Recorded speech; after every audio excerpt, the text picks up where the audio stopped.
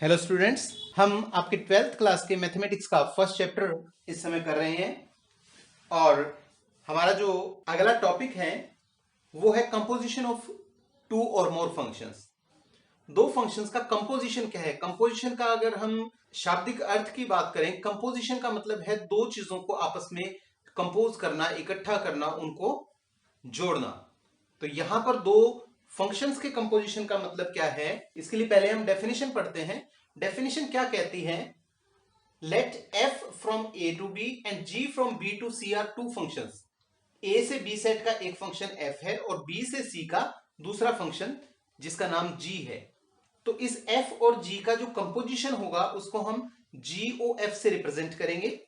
g of f बोलते हैं इसको। GOF से उसको रिप्रेजेंट करेंगे और वो A से C सेट को मैप करेगा, A से C सेट को रिलेट करेगा। डायग्राम के माध्यम से बहुत इजीली समझ सकते हैं आप इसको। मान लीजिए ये A सेट है, ये B सेट है। A सेट के किसी एलिमेंट की इमेज B सेट में जो है वो fx है, क्योंकि A से B का जो फंक्शन है वो f है।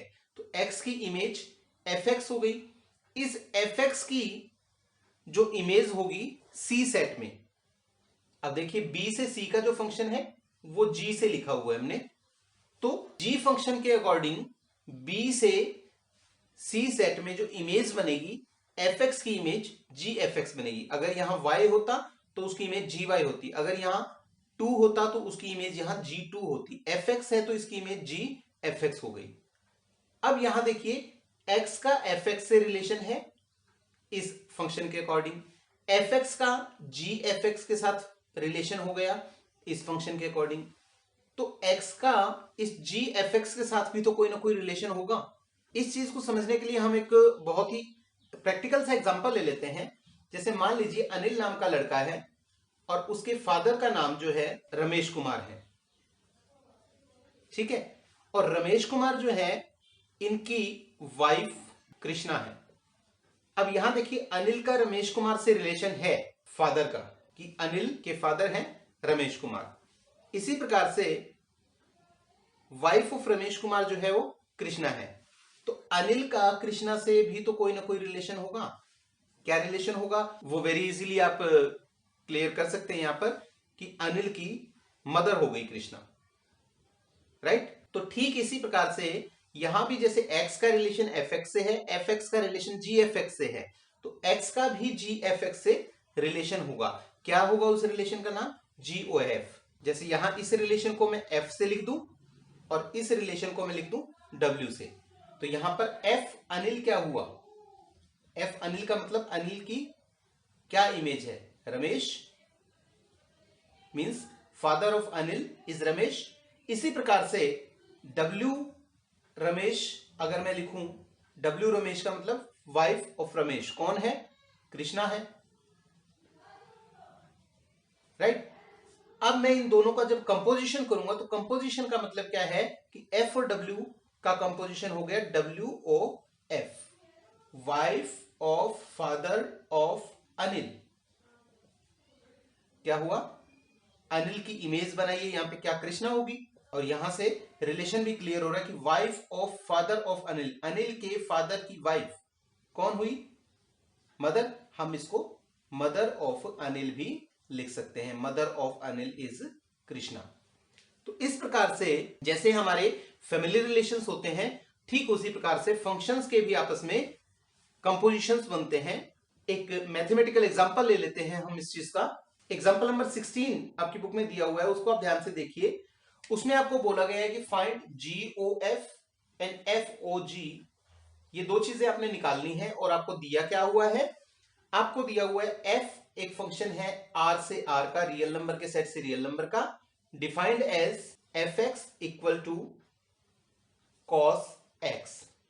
ठीक इसी प्रकार से g एक फंक्शन दिया हुआ है r से r का, defined as gx equal to 3x²। आपने क्या करना है? GOF निकालना है और FOG निकालना है। ये दो चीजें आपने फाइंड आउट करनी है यहां। तो पहले हम GOF पर आ जाते हैं। GOF means GFX। अब आप देखिए GX 3x² है, तो इसके अकॉर्डिंग अगर आप GFX की बात करें तो क्या हुआ, यहां जी एक्स की बजाय जी एफ एक्स आ गया। दैट मीन्स एक्स की जगह आप एफ एक्स को रिप्लेस कर देंगे। यहां एक्स है तो यहां 3x स्क्वायर है, या एफ एक्स है तो 3f(x) स्क्वायर हो जाएगा। और जब आप 3f(x) स्क्वायर की बात करेंगे तो 3 इंटू एफ एक्स कितना दिया हुआ है, cos x, तो cos x का स्क्वायर हो जाएगा। ये हो गया आपका 3 cos स्क्वायर x।